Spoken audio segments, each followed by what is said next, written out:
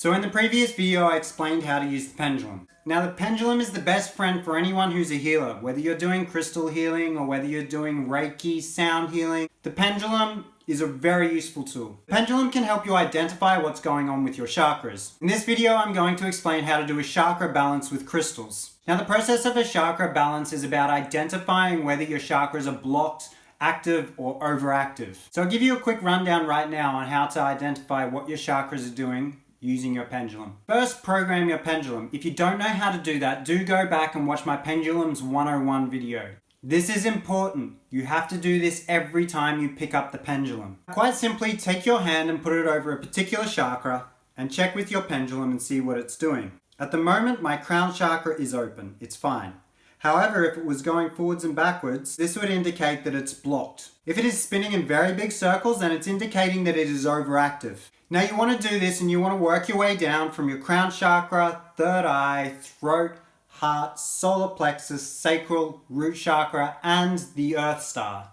Never forget the earth star. Any healer worth their salt is always going to include the earth star. It is your connection to Mother Earth and it is all about grounding. The earth star is located 10 centimeters below the feet. So simply take your hand and put it on the ground between your feet while using the pendulum to identify this. Now the chakras from the sacral to the third eye have a front and a back. The front of the chakra indicates how you are feeling, how you are interpreting certain energies. And the chakra at the back is indicating how you are projecting these energies. So I'm going to give you a quick rundown about the chakras, but it's important to remember that you could make an entire encyclopedia about the chakras. This short video won't be enough to go into great detail. This will just give you a bit of guidance so that you know where to start looking and what to research. So if your earth chakra is open and healthy, then it means you're very grounded. Think of the earth chakra like a tree's roots going into the ground. This is your roots going into the ground. If it's blocked, imagine that the tree's roots just haven't gone down deep enough or they've rotted. Without the proper roots, the tree's just going to fall down. However, if it's overactive and you're feeling stuck, then perhaps you're not going to have the ability to actually physically move to other locations or even shift your ideas to expand your growth.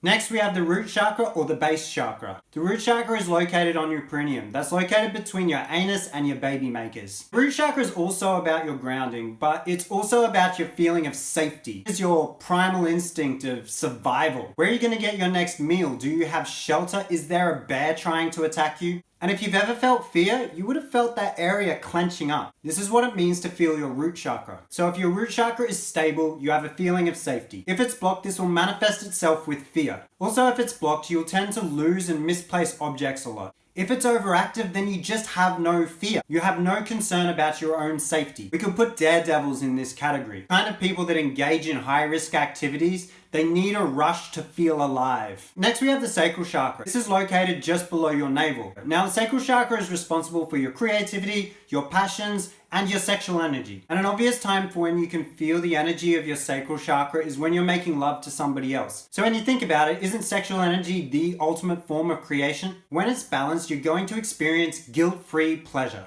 But when it's blocked, you have the inability to do things that you enjoy without suffering a feeling of guilt. Hence the term guilty pleasure. However, if it's overactive, you tend to indulge too much in certain things, which can become a self-destructive thing. Let's take, for example, a sex addict. Next, we have our solar plexus. Now, our solar plexus is responsible for our confidence, our self-worth, our willpower. And when it's in balance, you are confident. You are sure of yourself. But when it's blocked, you lack self-esteem, you lack self-worth, you lack willpower to do anything. When it's overactive, on the other hand, then this is when you can get a bit egotistical. Your words don't match your actions. A time when you might have actually felt the energy of your solar plexus might have been when you were, say, playing a sport. You score a point and that feeling of excitement, it comes from here. But also it could have been when you got accepted into university. That feeling of accomplishment, you feel it right here. That's your power. That is your self-worth. Next, we have our heart chakra. Now, the heart chakra is in the middle of the 7 main chakras, and this is why love is the most important. And so when it's balanced, you feel love. When it's blocked, on the other hand, you have the inability to express love or receive love from others, and you'll also be experiencing feelings of grief. Now, this can obviously happen when perhaps you lose a loved one or a relationship comes to an end. When it's overactive, you'll tend to share too much of your own energy, share too much love to the point that you could actually feel drained. And it can also manifest in a way of being overly possessive about someone. Say, for example, the overly protective father of his daughter.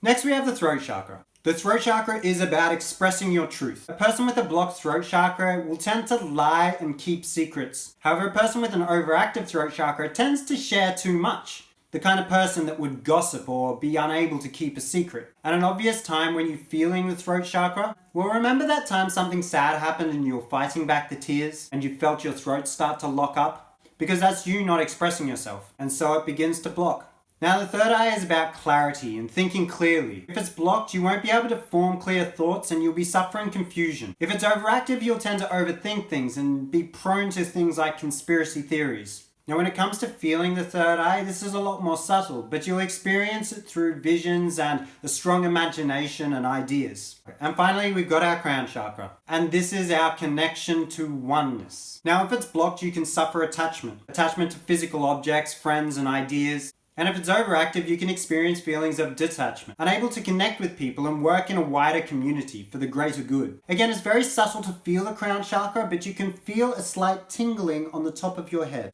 Right, that's a quick rundown, but again, you could write a whole encyclopedia on this. You'll need to do more research on this. Now that we understand what the chakras are about and we can find out whether they're blocked or overactive or open, now we need to find out how to select which crystal goes on which chakra. Again, this is where the pendulum comes in. Now, the best thing to do is to ask the pendulum whether the chakra needs a crystal. More often than not, you will need a crystal, and it's not uncommon that you'll need more than one crystal. And it's not necessarily going to be associated with that chakra. Say, for example, just because the sacral chakra is associated with the color orange doesn't mean you're going to need an orange crystal like carnelian. So when you go into selecting a crystal, keep an open mind and trust the pendulum. So to select a crystal, lay them out in front of you on your table or your bedside table. Take your pendulum, place your hand over one crystal and ask if this is the crystal that you need for that particular chakra. It might say no, so go on to the next, then the next, then the next, until you get a yes. Then ask the pendulum if you need a second crystal. If yes, repeat the process until the pendulum says that you need no more crystals. And repeat that same process from the earth star to the crown chakra. Once you've got your crystals selected, lay down on your bed with a straight spine and place the crystals on each chakra point. Now lay there for at least 10 minutes and let the crystals do their work. Now I use an affirmation when I do a healing, so I'll share this with you and you can use this as well. I accept this healing and I am committed to my healing journey. And I'll say this over and over for the 10 minutes. It might also help to put a scarf over your eyes and maybe even plug in some headphones and listen to some sound bowls or whale songs or something nice and calming but not too distracting. Once you are done, take your crystals off, put them to the side and make sure you cleanse them. This is very important. And I probably should have mentioned this earlier, but you should also have your crystals cleansed before doing a healing. Don't use the crystals for anything until they're cleansed. This is very important. In fact, I would recommend that you have a kit of crystals that are exclusive just for healing. In fact, if you check out my Etsy shop, I have a beginner's healing kit available. It comes with a pendulum, 6 clear quartz points, and over a dozen tumblestones. If I'm out of stock when you're watching this video, then I'm probably working on getting more. Now, once you've gone through this process, you should write down in a notepad what your chakras are doing. Were they blocked, open, or overactive? And which crystals you had on each chakra. Then go back to a reliable source and look up the meaning of those crystals and compare it to the meaning of the chakra and see how these energies are working together and try and understand what exactly is going on. This is also very useful to help you to track your healing process from week to week, month to month. Now, after you've done your chakra balance, you want to ask the pendulum a few more questions. What's your homework? Do you need to do a certain meditation? Is it gratitude? Is it affirmations? Is it awareness? Do you need to wear or carry a crystal with you on a daily basis? Do you need a crystal in your water? However, do your research about which crystals work in water. Some can release toxins and others can fade. Very important, do your research about that. And that, my friends, is how you do a chakra balancing with the crystals. In my next video, I'm going to explain to you what a net is and how to perform one. So if you're finding these videos useful, give it a like, leave a comment, subscribe, turn on notifications, all of that stuff. Oh, and check my link tree in my bio for my other social media platforms and my Etsy shop. And enjoy your healing journey.